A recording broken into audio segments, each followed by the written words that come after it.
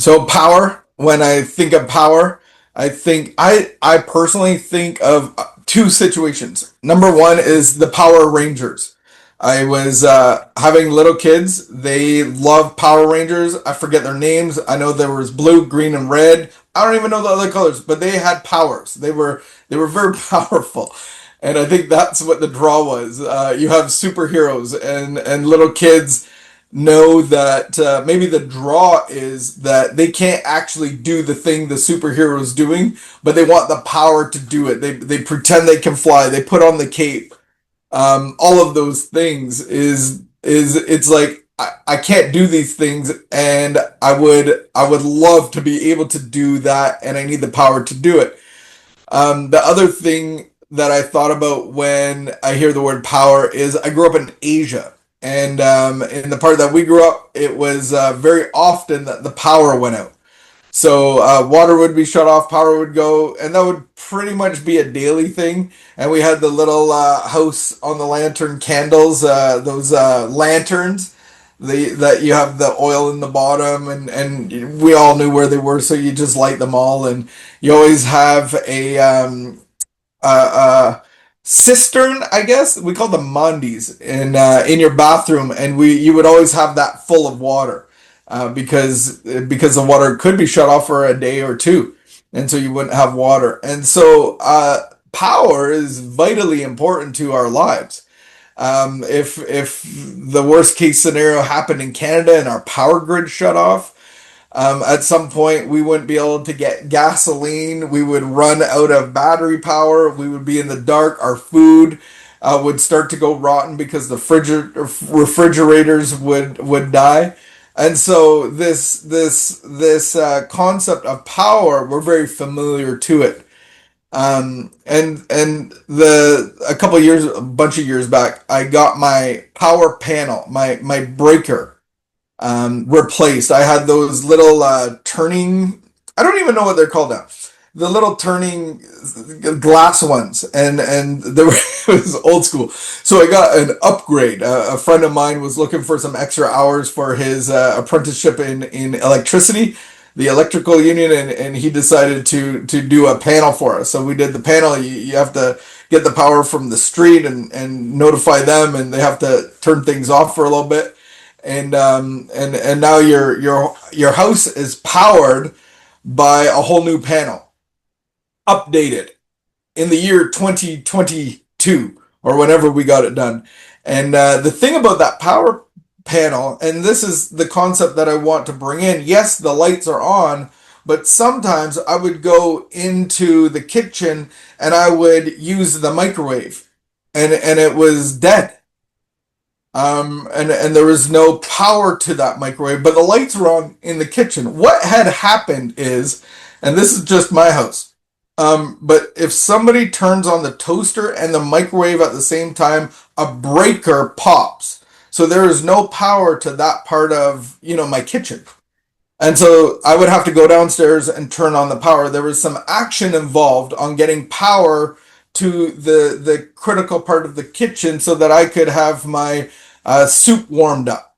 Otherwise, I'm eating cold soup, and no one likes cold soup. Unless it's like cold soup that is supposed to be cold, which I think there's one in the world, and probably no one likes it. I forget what it's called. But at any rate, soup, I believe, is supposed to be warm, and that would wreck my day. So I go downstairs and turn on the power to that part of the house. And so bringing this into the context of recovery, what does it mean to have power in my life? Because our addictions leave us powerless. Our addictions give us no authority, no power. We don't even have the power to keep our own word. So many of us, make a promise that we'll be there in the morning for the kids, and maybe you didn't even make it home, or maybe you're way too hungover to wake up for the kids. You're not able to perform at work. You're not able to do the things that you said you were going to do because you don't have the power to do them. You don't have the strength. You don't have the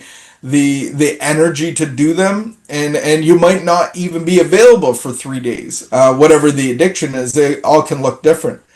And when we look at the doctor in the Big Book of Alcoholics Anonymous, he talks about we don't have the power to differentiate the truth from the false. Like we can't even know the truth if our life depended on it. So I believe when the lights come on, when the power comes on, we are given the power to be able to differentiate the truth from the false, to be able to go like this source that I am getting my power from doesn't work.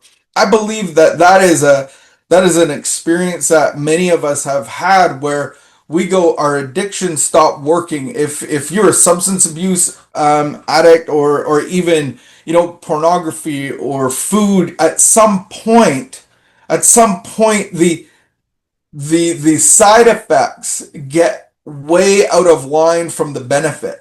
So you still get the power of life that you're seeking to numb, the pain inside, but the consequences are too great. And so you get to this point where you're maybe in psychosis, or you're so overweight that you might have a heart attack, or some of these relationships that you're involved in is just so chaotic that these addictions, the source that you're getting your life invalidation from, actually the the side effects of them actually outweigh the benefit. And so many of us get to that point where we're like, this is not beneficial anymore. Like this is stopped working, and it's a great place to be. And I believe that's the first sign of somebody getting power in their lives. The lights came on so that I can see the truth from the false. So if you are someone in addiction and got to that point, then you come to the next phase of that, and you look at the real problem. And so in the big book of Alcoholics Anonymous, it says this is our real problem: lack of power. That was our dilemma. So this is our dilemma, that we don't have power. We had to find a power um, which we could live, and it had to be a power greater than ourselves, obviously. But where and how were we to find this power? Well, that's exactly what this book is about. Its main objective is to enable you to find a power greater than yourself, which will solve your problem. And so the problem of my addiction isn't just the substances. That's just the iceberg. And if you know anything about icebergs, what do you see in an iceberg? My friend Karen was out in the Newfoundlands, and she showed me a picture, and it almost looked like it was superimposed. At first I thought it was. It was this blue iceberg, like massive blue iceberg, and it was just floating. It was summertime. It's like, how could that be there? It was like a runaway iceberg. And they had tracked it for a while. It had like a tunnel in it. It was really cool. Massive. I think it was like 5 stories high. So if it's 5 stories high, you're only seeing 10% of it. And so here's the real dilemma, is that I need the power to solve my alcohol or drug addiction or relationship or pornography, fill in the blank. And that's just the tip of the iceberg that I need power over, because I don't have the power to quit. And that's the main point of addiction, is to trap you and enslave you in this behavior, in this disease. And so I have no power over that. So we get to solve that problem with the power. And that's the beginning of the problem solving. That means we have written a book which we believe to be spiritual as well as moral. And it means, of course, we are going to talk about God. Here, difficulty arises with agnostic. So I need power to solve my addiction problem. As we get further on into the book, and that might startle you, that we're going to talk about, God and spirituality as our power. And it's going to be moral as well. There's going to be a moral compass on which we need to live on through this new power. And there's laws of aerodynamic, there's laws of electricity, there's laws of power. So I have to follow the laws of the power to remain in contact with the power. That's very important. So that's why they say that. But then further on it says, whatever was trying to kill you, whatever the source of life that you were going to, that's just a symptom. And if you've done any recovery for any period of time, and I bet the average of us that get to 5 years, you realize that the addiction that you're counting days and you got like I'm at 689 when you get to five years you realize those days from that substance doesn't even matter anymore because there's such a beehive of you're addressing the 90% of the things that you don't have power over now and you're like okay forget about that counting because man I'm in the middle of really trying to understand why I have this fear and why I'm reacting to authority this way, why, I'm isolating and all this kind of stuff. The isms are inside. So the alcohol, the drugs, it's just symptomatic of the problem that I need power over. And that's my internal spiritual condition. So then we get to this problem a little bit of like, okay, well, I got my power from one source and fill in the blank of what that was, whether it's alcohol or relationships or food and all of those things that go with that of receiving, power from those things to solve your problem. And you go, okay, now we're going to plug into God like I understand food, I understand alcohol, I understand drugs and those things that are tangible. I put them on the inside. I take them from the outside and put them inside. Or if you have the adrenaline, there's always an activity to cause this stuff to arise. That's my addiction. So how do I get this God thing? Like I don't. How do I eat it? How do I, like do I inject it into my veins? Do I snort it? Do I just like sit in it? Like do I shove it in my ear? Like how do I get this power?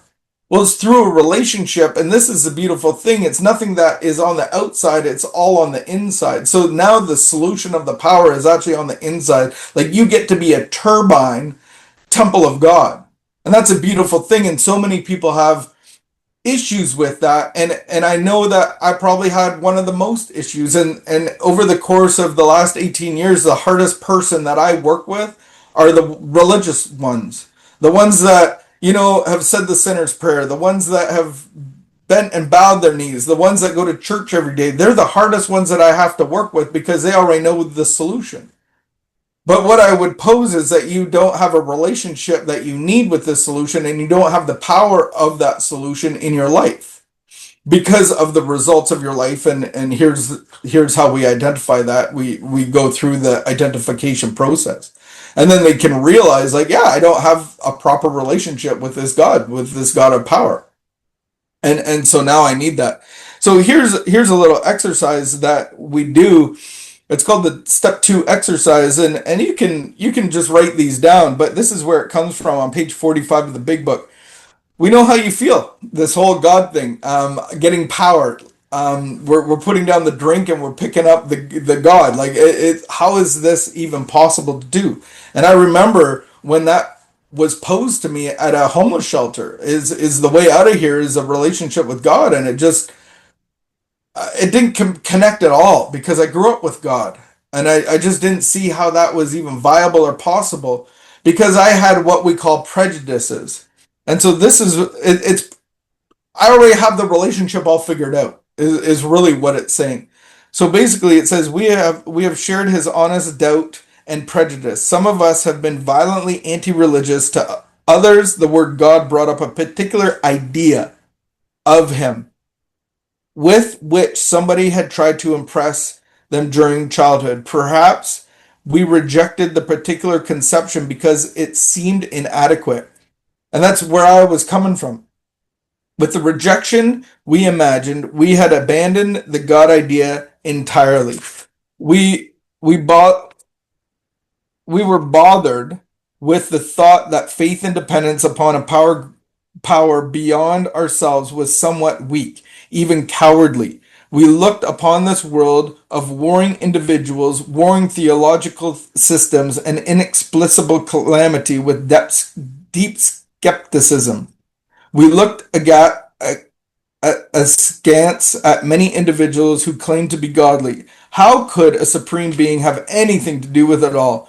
And who could comprehend a supreme being anyhow? Yet, in other moments, we found ourselves thinking, when enchanted by a starlit night, who made all of this? There's a feeling of awe and wonder, but it was fleeting and soon lost. So here's my questions for you as you investigate that you're powerless over your addiction, but then where else in your life are you powerless? If the tip of the iceberg is the substances that you're using, there's still 90% of us that need the rest of the power in our lives, because if we don't get the power to the bottom 90%, the top 10% is going to start running the show after 3 months or 6 months or 5 years even. And so the goal is to be fully powered by the love of God. And so just like, when I turn on the stove or my toaster in the microwave, I don't lose the power to the whole house. I just lose the power to getting a source of food. And if I don't take care of that, then I'm going to go hungry. And if I don't take care of the next breaker blowing, I'm not going to have hot water. And if I don't take care of the other breaker and I don't do maintenance in the electrical system, and I don't do the upgrades that I'm supposed to do, then I'm going to be a powerless house. And so here's the questions. So number one is what are my prejudices? And so that's on page 45. So here's your exercise. What are my prejudices? Where did the idea come from? Is it true or false? And then what are my external excuses? So what's my prejudices? Prejudice, ideas, true or false, and what's the external excuses? So here's one of mine. And the prejudice is either God is everything or he's nothing. And if he's everything, it's going to be boring and stuffy, and I don't really want a part of it. Like, God's boring. And so where did my prejudice come from? Well, I got to see my parents live in Asia. They left the family, and we grew up in Indonesia, and I saw them, come back to Canada, and the church experiences that they had as a pastor, and it was hard, and it was very little pay, and there was people that attacked them for theological beliefs and whatnot, and it was like, what's the point of all that? Like, I don't want anything to do with this.